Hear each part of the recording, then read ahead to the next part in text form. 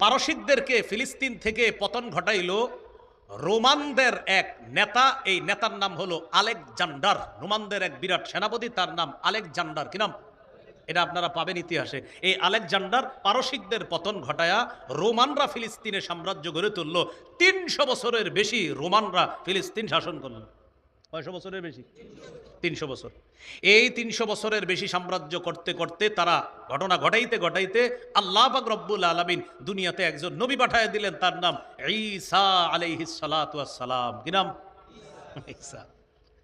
ঈসা আলাইহিস সালাম আসার পরেই শুরু হয়ে গেল খ্রিস্ট বর্ষর গণনা। এখন যেটা বলি আমরা ১৯০০ এত, ২০০০ এত, ২০০০ এই ঈসা নবী থেকে গণনা, এটা ইংরেজি গণনা। ঈসা নবী আগমন করার পর তাওহীদের দাওয়াত দিল। বেশিরভাগ মানুষ তাওহীদের দাওয়াত গ্রহণ করল না। ইহুদিদের নির্যাতনে জ্বালায় ঈসা নবীকে আল্লাহ উঠায়া নিলেন আসমানে। এখন ঈসা নবী ২ নাম্বার আসমানে জীবিত অবস্থায় আছে। কিয়ামতের আগে ঈসা নবী আসবে, এটা কিয়ামতের বলো আলামতের একটা।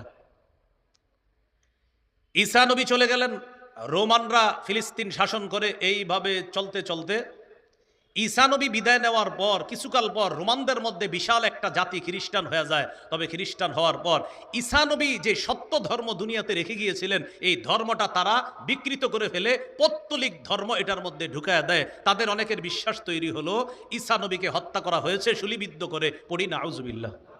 আর আমাদের বিশ্বাস ঈসা নবী কোথায়? জীবিত, আসমানে আছে। আর তাদের বিশ্বাস ঈসা নবীকে হত্যা করা হয়েছে। আরেক দলের বিশ্বাস ঈসা নবীর যেহেতু বাবা নাই, সুতরাং ঈসা নবীর বাবা আল্লাহ। নাউজুবিল্লাহ বলেন। এটা আরেক দলের বিশ্বাস। আরেক দলের বিশ্বাস হলো ঈসা নবী ৩ খোদার এক খোদা।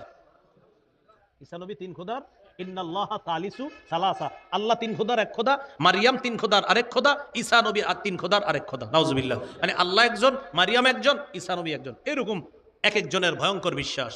তো এইগুলা মাথায় না না। ঈসা নবী চলে গেলেন আসমানে।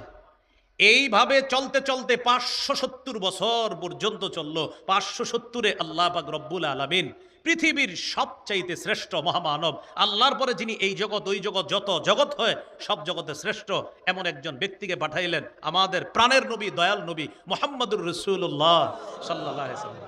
আমাদের নবী আসলেন ৬০৯ খ্রিস্টাব্দে। আল্লাহ নবীজির নবুয়ত প্রকাশ ঘটাইলেন। নবীজি সাল্লাল্লাহু আলাইহি সাল্লাম মক্কায় ১৩ বছর নির্যাতনের শিকার হলেন, সাহাবায়ে কেরামও নির্যাতিত হলেন। চলে গেলেন হিজরত করে মদিনায়। নবী মদিনায় যাওয়ার পর বললেন, সাদাকুনু হিজরাতুন বাদা হিজরা। শোনো, এই যে আমরা মদিনায় হিজরত করলাম, এরপরে আরেকটা হিজরত হবে। সাহাবীরা বললেন, হুজুর সেটা আবার কোন হিজরত? নবী বললেন, ওই হিজরতটা